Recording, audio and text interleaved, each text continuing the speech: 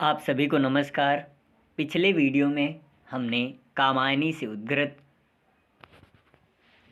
पुनर्मिलन पढ़ा, जिस पुनर्मिलन का मतलब होता है पुनः मिलना। और आपने देखा कि श्रद्धा और मनु में, आपने पढ़ा और सुना भी कि श्रद्धा और मनु में श्रद्धा मनु को तलाशती हुई जाती है और रास्ते में इड़ा को अचानक उसकी आवाज़ सुनाई पड़ती है। फिर इड़ा उससे पूछती है कि क्या दुख है, आप उस दुख की सारी पोटली को, सारी गठरी को खोल करके हमें बता दो।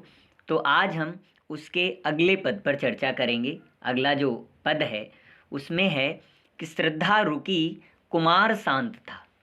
पिछले में हमने पढ़ा कि इसे पूछती थी कि तनिक यह बताओ कि तुम इस अंधकारपूर्ण रात्रि में, मतलब पिछले वीडियो में चर्चा की गई कि तुम इस अंधकारपूर्ण रात्रि में और इन जनशून्य रात्रि में कहाँ जाती हो।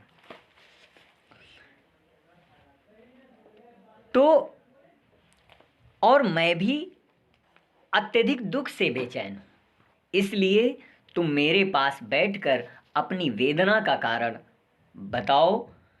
इड़ा उसे धीरज देती हुई कहती है कि जीवन की यात्रा बहुत लंबी है, अर्थात जीवन बहुत बड़ा है।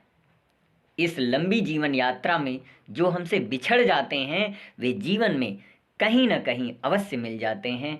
जीवन है तो मिलन भी अवश्य होगा। धीरे धीरे दुख की रात्रि स्वतः समाप्त हो जाती है और फिर पुनः अगले पद में बात होती है कि इसमें प्रसंग है कि श्रद्धा की करुण पुकार को सुनकर इड़ा उसके पास पहुंच गई और श्रद्धा से उसकी व्यथा को जानने का प्रयास किया। इड़ा श्रद्धा को धैर्य बंधाती है और विश्राम करने के लिए कहती है। श्रद्धा रुकी, कुमार शांत था, मिलता है विश्राम यहीं। चली इड़ा के साथ जहाँ पर वाह शिखा प्रज्वलित रही, सहसा धधकी वेदी ज्वाला मंडप आलोकित करती। कामायनी देख पाई कुछ, पहुंची उस तक डग भरती। यानी कि इड़ा के धैर्य के द्वारा धैर्य बांधने पर श्रद्धा रुकी और कुमार शांत था। मतलब इड़ा ने जैसे उसको धैर्य बंधाया तो श्रद्धा रुकी और बालक मानव भी थक गया था। कुमार माने वो बच्चा जो श्रद्धा के साथ वो बालक था, मानव जिसका नाम था, वो भी थक चुका था। उन्होंने देखा कि यहीं पर कुछ विश्राम मिलेगा, यानी कि मिलता है विश्राम यहीं। श्रद्धा रुकी और कुमार बिल्कुल शांत था। शांत मतलब वो थका हुआ था, वो भी विश्राम की तलाश में था। तो उसे लगा कि अब यहाँ पर विश्राम मिलेगा। फिर चली इड़ा के साथ जहाँ पर वाह शिखा प्रज्वलित हुई। अब वह इड़ा के साथ उस स्थान की ओर चल दी जहाँ अग्नि की लपट जल रही थी। यानी कि इड़ा के साथ वहाँ पर गई श्रद्धा जहाँ पर अग्नि की लपटें जल रही थीं। अचानक वेदी के ऊपर अग्नि धधक उठी, वाह शिखा प्रज्वलित रही, सहसा धधकी वेदी ज्वाला। और उससे क्या हुआ कि अचानक वेदी के ऊपर अग्नि धधक उठी, वह मंडप प्रकाशित हो गया और मंडप आलोकित करती और उस मंडप को प्रकाशमय कर दिया, मंडप को प्रकाशित कर दिया जो ज्वाला प्रज्वलित हुई। कामायनी श्रद्धा ने उस प्रकाश में कुछ देखा और कामायनी देख पाई कुछ, पहुंची उस तक डग भरती। और कामायनी श्रद्धा, यानी कि कामायनी किसको कहा गया? श्रद्धा को। तो श्रद्धा ने उस प्रकाश में देखा, वह लंबे डगों से, है ना, क्या पहुंची उस तक डग भरती, उस तक लंबे डग्गों से पहुंच जाती है और उसके पास मंडप में पहुंचती है। फिर आगे, और वहीं मनु घायल सचमुच, तो क्या सच्चा स्वप्न रहा, आह प्राण प्रिय क्या यह तुम यूं घुला हृदय ब नीर बहा। इड़ा चकित श्रद्धा आ बैठी, वह थी मन को सहलाती, अनुलेपन सा मधुर स्पर्श था, व्यथा भला क्यों रह जाती। अब यहां पर बताया गया कि श्रद्धा चकित थी, पहुंची उस तक डग भरती हुई, और वही मन घायल सचमुच, श्रद्धा चकित हो गई, और चकित क्यों हुई? क्योंकि सचमुच मनु घायल पड़ा हुआ था। पहुंची और वहीं मनु घायल सचमुच। श्रद्धा चकित हुई क्योंकि उसने देखा कि मनु जो है वहीं पर घायल पड़ा हुआ है, सचमुच वहीं पर घायल। तो क्या सच्चा स्वप्न रहा? और क्या कहती है कि और मन में सोचने लगती है कि क्या वास्तव में उसका स्वप्न जो था वो सच्चा था। वह बोली, आह प्राण प्रिय। और बोली कौन? श्रद्धा बोली, आह प्राण प्रिय, क्या यह तुम यूं? और क्या कहा? क्या यह क्या आपकी यह दशा? आह प्राण प्रिय, अरे प्राण प्रिय, प्रिय, क्या यह तुम यूं? मतलब ये तुम्हारी दशा, ये तुम्हारी दशा कैसे हुई? और फिर क्या कहती है कि घुला हृदय बन नीर बहा। और क्या कहता है कि और क्या होता है कि श्रद्धा का हृदय पिघल गया और पानी बनकर अर्थात आंसुओं के रूप में बह निकला। यानी कि श्रद्धा उसकी यह दशा देख करके जब इड़ा उसको लेकर के जाती है मनु के पास, जहाँ ज्वाला धधक रही थी, जहाँ अग्नि की लपटें उठ रही थी, उन लपटों के पास ले जा करके उस मंडप को आलोकित करती है। और कामायनी देख पाई कुछ, और कामायनी उसी के साथ चलती हुई, डग भरती हुई चलती है, और वहाँ पर वो चकित हो जाती है और देखती है कि सचमुच में जो मनु है वो घायल पड़ा हुआ है। मनु घायल है और उसे लगता है कि जो मेरा सपना था वो सच था। और आह प्राण प्रिय, और आह भर के अपने प्रिय को, क्या यह तुम्हारी स्थिति? घुला हृदय बन नीर बहा। और उसकी आंखों से जैसे ही हृदय धुला, और उस हृदय के धुलने से उसकी आंखों से अश्रुधारा टपकने लगी। फिर इसमें इतने ही पद में बताया गया। तो इसमें श्रद्धा और मनु के मिलन का मर्मस्पर्शी चित्रण किया गया है। कवि ने नारी स्वभाव, नारी मनोविज्ञान का परिचय दिया। कभी कभी स्वप्न भी सच्चे होते हैं, और ये बात सत्य है कि स्वप्न कभी कभी, प्रातःकालीन के स्वप्न, ब्रह्म मुहूर्त के स्वप्न जो हैं वो सच्चे होते हैं। रस श्रृंगार है, भाषा शुद्ध साहित्य खड़ी बोली है, गुण माधुर्य गुण है। और फिर क्या होता है कि इड़ा चकित श्रद्धा आ बैठी, वह थी मन को सहलाती, अनुले पनक सा स्पर्श था, व्यथा भला क्यों रह जाती। इड़ा चकित हो गई और उसके पास, यानी कि इसमें क्या बताया गया कि देखकर श्रद्धा अत्यधिक भावुक हो गई और उनके नेत्रों में आंसू बहने लगे।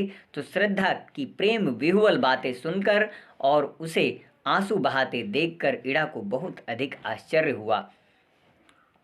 किसको? इड़ा को आंसू बहाते हुए आश्चर्यचकित हो गई। और उसने देखा, क्या देखा कि श्रद्धा का कोमल स्पर्श मन को ऐसा प्रतीत हो रहा था जैसे कि उनकी घाव पर मरहम का मधुर लेप हो रहा हो। और वह थी मन को सहलाती, यानी कि श्रद्धा बैठी और वो मन को सहलाने लगी। और उस सहलाते हुए इड़ा देखकर चकित हो गई, और उसे लगा कि उसे उसका जो स्पर्श हो रहा है, उसका जो मीठा स्पर्श है, वो ऐसा लग रहा है मानो कि उसमें लेप किया जा रहा हो, मानो कि उस पर लेपन, दवा का लेपन किया जा रहा हो, ऐसा प्रतीत होता है। और फिर उस मूर्छित नीरवता में कुछ हल्के से स्पंदन आए, आंखें खुली चार कोनों में, चार बिंदु आकर छाए। और उस नीरवता में, यानी कि प्रेम विह्वल प्रतीत हो रहा है, जैसे कि उनके घावों पर मरहम का मधुर लेप हो रहा है। इस स्पर्श के बाद पीड़ा भला कैसे ठहर सकती थी, व्यथा भला क्यों रह जाती, वो समस्या, वो व्यथा, वो दर्द कैसे रह सकती थी। और क्या हुआ कि वो व्यथा किस प्रकार रह सकती थी? मन की सारी व्यथा समाप्त हो गई और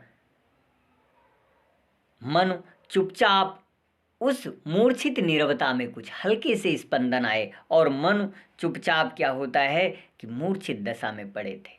उस मूर्छित नीरवता में मन कैसे पड़े हुए हैं? शब्दहीन, बिल्कुल ना बोलने वाले, सन्नाटे के समान पड़े हुए हैं। उस नीरवता में आंखें खुल गई और आंखों के चारों कोनों में आंसुओं के चार बिंदु छलक गए। और क्या हुआ कि मूर्छित नीरवता में पड़े हुए हल्के से स्पंदन के कारण उनकी आंखें चार कोनों में और उन आंखों से चार बिंदु आकर छा गए। और उधर कुमार देखता ऊंचे मंदिर मंडप वेदी को, यह सब क्या है नया मनोहर, कैसे यह लगते जी को। और इसमें बताया गया है कि प्रसाद जी ने इन पंक्तियों में पति परायणता, नारी की सेवा भावना का स्वाभाविक चित्रण किया है। और यह मनोवैज्ञानिक तथ्य है कि प्रेम का मधुर स्पर्श पाते ही शारीरिक पीड़ा शांत हो जाती है। और ये स्वाभाविक है, ये मनोवैज्ञानिक दृष्टिकोण है, मन की एक काल्पनिक घटना है कि जैसे ही प्रेम का मधुर स्पर्श होता है वैसे ही पीड़ा, शारीरिक पीड़ा, मन की पीड़ा नष्ट हो जाती है। रस श्रृंगार रस है, अलंकार अनुप्रास और उपमा है, भाषा शुद्ध तत्सम बहुल खड़ी बोली गुण मधुर है। उधर कुमार देखता मंदिर मंडप वेदी को, यह सब क्या है नया मनोहर, कैसे यह लगते जी को। और फिर क्या होता है कि प्रसंग है कि कवि ने श्रद्धा और उसके पुत्र मानव के मनु का मिलन वर्णन करते हैं। और श्रद्धा कहती है कि श्रद्धा का स्पर्श पाते ही मूर्छित जो मनु में चेतना आ गई, जो मूर्छित मनु था उसमें चेतना आ गई और वो जग गया और उसकी आंखें खुल गईं। श्रद्धा और मनु के परस्पर एक दूसरे को देखा। और हुआ क्या कि श्रद्धा और मनु ने परस्पर एक दूसरे को देखा और देखते हुए क्या हुआ कि दोनों की आंखों में आंसू छलछला आए, दोनों की आंखों में आंसू आ गए, आंखें खुली, चार कोनों में चार बिंदु आकर छाए, यानी कि दोनों की आंखों में आंसू आ गए। और उन आंसुओं से क्या हुआ, उधर वह बालक ऊंचे मंदिर यानी कि मंदिर मंडप वेदी को, उधर कुमार देखता ऊंचे, और कुमार उन ऊंचे मंडप और वेदियों को देखते हुए मंडप वेदी को देखने में लगा था। उन्हें देख देख कर वह सोच रहा था कि ये सब चीज़ें क्या हैं, मंदिर मंडप वेदी को, यह सब क्या है नया मनोहर, कैसे यह लगते जी को। वो देख करके आश्चर्यचकित हो रहा था कि ये मंदिर और मंडप किस प्रकार के हैं, कैसे ऊंचे मंदिर हैं, किस प्रकार के ये बने हुए हैं उन्हें देखकर, और उसके मन को आकर्षित कर रही हैं। यह सब मन को कितना सुंदर लग रहा है, किसको, मानव को। और फिर उसी समय जी को, और फिर क्या होता है कि माँ ने कहा अरे आ तू भी देख पिता हैं पड़े हुए, पिता आ गया लोया कहते उसके रोए खड़े हुए। और माँ ने उस पुत्र को अपने पास बुला करके उसके हृदय में क्या किया कि यह सब मन को कितना सुंदर लग रहा था, वो मंदिर और बेदियाँ, ऊंचे ऊंचे मंडप देख करके उसे बहुत अच्छा लग रहा था। उसी समय माता श्रद्धा ने आवाज़ लगाई, अरे आकर तू भी पिता के दर्शन कर ले। क्या कहती है, माँ ने कहा अरे आ तू भी देख पिता हैं पड़े हुए। क्या कहा कि आइए और तुम भी अपने पिता को देख लो। पिता आ गया लो, यह कहते उसके रोए खड़े हुए। और यह देखकर तेरे पिता यहाँ पड़े हुए हैं। बालक आश्चर्य के साथ बोला, मेरे पिताजी तो फिर लो मैं आ गया। इतना कहते हुए उसके रोंगटे खड़े हो गए, अर्थात खुशी से रोमांचित हो उठा। यानी कि पिता आ गया लो, यह कहते क्या कहा, मानव ने कहा कि पिता मैं आ गया, और यह कहते ही उसके शरीर के समस्त रोमाभ खड़े हो गए। माँ जल दे, कुछ प्यासे होंगे, क्या बैठी कर रही यहाँ। और कहा, पिता को क्या कहा कि हे माँ, हमारे पिता को जल दीजिए क्योंकि वो प्यासे होंगे, और तुम बैठी यहाँ पर क्या कर रही हो। तो क्या कहा, तुम बैठी यहाँ पर क्या कर रही हो, मुखर हो गया सूना मंडप, यह सजीवता रही कहाँ। और क्या कहा कि इतना रोमांचित होने के बाद, यानी कि कुमार बोला, माँ पिताजी प्यासे होंगे, इन्हें जल पिलाओ। यहाँ पर क्या बताया गया कि माँ जल दे, कुछ प्यासे होंगे। कहा माँ पिताजी को जल दो, ये कुछ प्यासे होंगे, इन्हें जल पिलाओ। तुम यहाँ बैठी हुई क्या कर रही हो। बालक की आवाज़ से सुनसान पड़ा हुआ मंडप शब्दायमान हो गया, यह सजीवता कहाँ रही। और उस मंडप की सुनसान जो शब्दों से शांत था, उसमें आवाज़ आ गई। ऐसी सजीवता इस मंडप में पहले कभी नहीं रही थी। यानी कि यह सजीवता रही कहाँ, कभी भी इस मंडप में इस प्रकार की सजीवता नहीं थी। काव्यगत सौंदर्य इसमें बताया गया है कि श्रद्धा और मन के आकस्मिक मिलन का मर्मस्पर्शी चित्रण किया गया है। भाषा शुद्ध साहित्यिक खड़ी बोली है। अलंकार, अनुप्रास, गुण, प्रसाद प्रसाद गुण है। और फिर आगे और आगे है कि आत्मीयता घुली उस घर में, आत्मीयता घुली उस घर में, छोटा सा परिवार बना, छाया एक मधुर स्वर, उस पर श्रद्धा का संगीत बना। तो इन पंक्तियों में ये देखा कि श्रद्धा और मनु और मानव तीनों में अपनेपन की भावना जाग उठी। माता पिता और पुत्र तीनों का एक छोटा सा परिवार बन गया। अब इस घर में श्रद्धा का संगीत गूंजने लगा। जो स्थान पहले सुनसान था, वहाँ अब मधुर स्वर छा रहा है। यहाँ पर आत्मीयता पाई गई और उससे पारिवारिक जीवन सुखमय हो गया। अलंकार, अनुप्रास, भाषा शुद्ध, तत्सम प्रधान, खड़ी बोली, गुण, प्रसाद। आज के वीडियो में इतनी ही चर्चा करेंगे। बहुत बहुत धन्यवाद आप सभी को।